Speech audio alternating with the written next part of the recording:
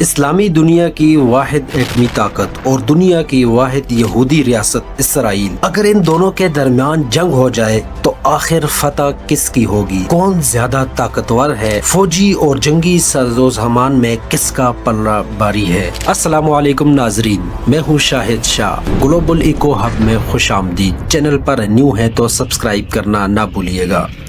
ناظرین، پاکستان اور اسرائیل دونوں وہ ریاستیں ہیں جو مذہب کے نام پر قائم ہوئی۔ پاکستان 1947 میں وجود میں آیا اور اگلے ہی سال 1948 میں اسرائیل نے بھی اپنے قیام کا اعلان کر دیا۔ تاہم حقیقت یہ ہے کہ پاکستان کے مقابلے میں اسرائیل کی قانونی حیثیت پر آج بھی سوالات اٹھتے ہیں۔ دنیا کے کئی ممالک نے آج تک اسے تسلیم نہیں کیا۔ اگرچہ دونوں ریاستیں تقریباً ایک ہی دور میں قائم ہوئی، مگر فوجی ٹیکنالوجی میں ان کی ترقی ایک جیسی نہیں رہی۔ اسرائیل کو ابتدا ہی سے انتہائی جدید مغربی ٹیکنالوجی تک براہ راست رسائی حاصل رہی۔ اسی وجہ سے اس نے کم آبادی کے باوجود بے پناہ فوجی طاقت جمع کر لی۔ دوسری طرف پاکستان کو مغربی دور معیار کے باعث جدید ہتھیاروں کی ہمیشہ کمی رہی اور ہمیشہ پابندیوں کا سامنا کرنا پڑا، جو آج تک مکمل طور پر ختم نہیں ہو سکی۔ اس لیے دونوں کی طاقت کا موازنہ کرتے وقت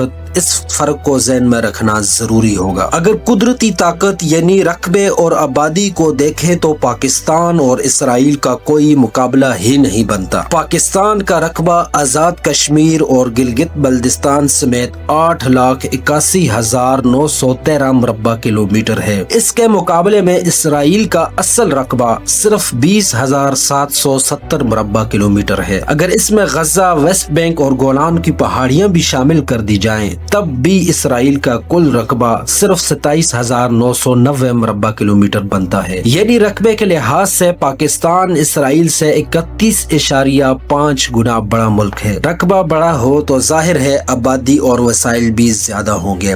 پاکستان کی آبادی 25 کروڑ سے زیادہ ہے، جبکہ اسرائیل کی آبادی صرف 94 لاکھ کے قریب ہے۔ آبادی کے لحاظ سے بھی پاکستان اسرائیل سے 25 سے 26 گنا بڑا ملک ہے۔ پاکستان کے پاس 10 کروڑ 85 لاکھ سے زائد افرادی قوت ہے، جس میں سے تقریباً 8 کروڑ 58 لاکھ لوگ جنگ کے قابل ہیں۔ اس کے مقابلے میں اسرائیل کے پاس کل 38 لاکھ کے قریب مین پاور ہے اور ان میں سے صرف 32 لاکھ سے زائد لوگ جنگ کے قابل ہیں۔ یعنی جغرافیائی اور افرادی قوت میں پاکستان کو اسرائیل پر واضح برتری حاصل ہے۔ اب آتے ہیں اصل فوجی طاقت کی طرف۔ پاکستان کے پاس آرمی، ایئر فورس اور نیوی کو ملا کر مجموعی طور پر 6,54,000 فعال فوجی موجود ہیں۔ اس افرادی قوت کے لحاظ سے پاکستان دنیا میں 7ویں نمبر پر ہے۔ اس کے مقابلے میں اسرائیل کے پاس کل 1,70,000 فعال فوجی ہیں اور انٹرنیشنل رینکنگ میں اس کا نمبر 31واں ہے۔ پاکستان کے پاس ریزرو فوجی جوانوں کی تعداد 5,50,000 ہے، جس کی رینکنگ دنیا میں 13ویں نمبر پر آتی ہے۔ اسرائیل کے پاس 4,65,000 ریزرو فوجی ہیں اور رینکنگ کی 16ویں نمبر پر ہے۔ یعنی تعداد میں فرق تو موجود ہے، مگر اسرائیل اپنی آبادی کے زیادہ حصے کو جنگ کے لیے ہمیشہ تیار رکھتا ہے۔ پیرا ملٹری فورس میں پاکستان کو بہت بڑی سبقت حاصل ہے۔ پاکستان کے پاس 5 لاکھ پیرا ملٹری جوان ہیں اور رینکنگ میں 6 نمبر پر ہے۔ اسرائیل کے پاس صرف 35,000 پیرا ملٹری اہلکار ہیں اور رینکنگ میں 26ویں نمبر پر ہے۔ اب آتے ہیں معاشی طاقت کی طرف، اور یہی وہ میدان ہے جہاں اسرائیل پاکستان سے بہت آگے جا چکا ہے۔ امریکہ اور یورپ کی بھاری معاشی مدد کے باعث اسرائیل بہت ترقی کر چکا ہے۔ فلسطینیوں پر ظلم کے باوجود اسے ہمیشہ مغرب سے فوجی اور مالی حمایت ملی۔ اسی وجہ سے آج اسرائیل کا GDP پاکستان سے کہیں زیادہ ہے۔ سن 2024 میں پاکستان کا GDP تقریباً 338 ارب ڈالر تھا، جبکہ اسرائیل کا GDP 565 ارب ڈالر تھا۔ یعنی اسرائیل کی معیشت پاکستان سے بہت بڑی ہو چکی ہے۔ اسی فرق کے باعث اسرائیل کا دفاعی بجٹ بھی پاکستان سے کئی گنا زیادہ ہے۔ پاکستان کا دفاعی بجٹ 7.6 ارب ڈالر ہے، جبکہ اسرائیل کا دفاعی بجٹ 30.50 ارب ڈالر ہے۔ یعنی پاکستان کے مقابلے میں 4 گنا سے بھی زیادہ ہے۔ لیکن اس کم بجٹ میں بھی पाकिस्तान हथियारों की तादाद ज्यादा चला रहा है, यानी ज्यादा हथियार बनाता है और उनकी देखभाल भी बेहतर अंदाज में कर रहा है। मिसाल के तौर पर पाकिस्तान एयरफोर्स के पास 1390 त्यारे हैं और इस लिहाज से पाकिस्तान दुनिया में 7वें नंबर पर है। इसराइल के पास लड़ाका त्यारों की तादाद सिर्फ 38 है और रैंकिंग में 15वें नंबर पर है। पाकिस्तान के पास 333 हेलीकॉप्टर्स का मजबूत बेड़ा मौजूद है जिसकी रैंकिंग दुनिया में 13वें नंबर पर है। अब आते हैं आर्मी के जमीनी हथियारों की तरफ। पाकिस्तान के पास 2627 टैंक मौजूद हैं और रैंकिंग में 7वें नंबर पर आता है। इसराइल के पास सिर्फ 1300 टैंक हैं और रैंकिंग में 15वें नंबर पर आता है। बख्तर बंद गाड़ियों में इसराइल को बरतरी हासिल है। पाकिस्तान के पास 70,506 बख्तर बंद गाड़ियां हैं जबकि इसराइल के पास 35,985 गाड़ियां, यानी दुगनी से भी ज्यादा। मोबाइल तोपखाने में पाकिस्तान आगे है। पाकिस्तान के पास 662 मोबाइल तोपें हैं और दुनिया में 9वें नंबर पर है। इसराइल के पास सिर्फ 352 मोबाइल तोपें हैं। मोबाइल रॉकेट सिस्टम में इसराइल के पास 183 सिस्टम मौजूद हैं और रैंकिंग में 25वें नंबर पर है। अब चलते हैं बहरी ताकत की तरफ, जहां दोनों मुल्कों के दरमियान बहुत बड़ा फर्क है। पाकिस्तानी बहरिया के पास कुल 181 जंगी जहाज और आबदोज़ें हैं और दुनिया में 27वें नंबर पर है।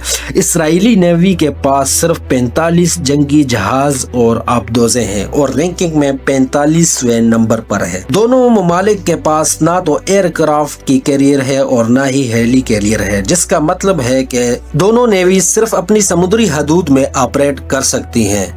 दूर दराज समुद्री जंगी कार्रवाइयां इनके लिए मुमकिन नहीं। पाकिस्तान के पास बड़ी 8 आबदोज़ें हैं जबकि इसराइल के पास सिर्फ 5 हैं। पाकिस्तान के पास 9 फ्रीगेट्स मौजूद हैं जबकि इसराइल के पास फ्रीगेट्स नहीं है। पाकिस्तान के पास 3 ऐसे खसूसी बहरी जहाज भी हैं जो बारूदी सुरंगें बिछाने या नाकारा बनाने की सलाहियत रखते हैं, बल्कि इसराइल के पास इस नौइयत का कोई जहाज मौजूद नहीं।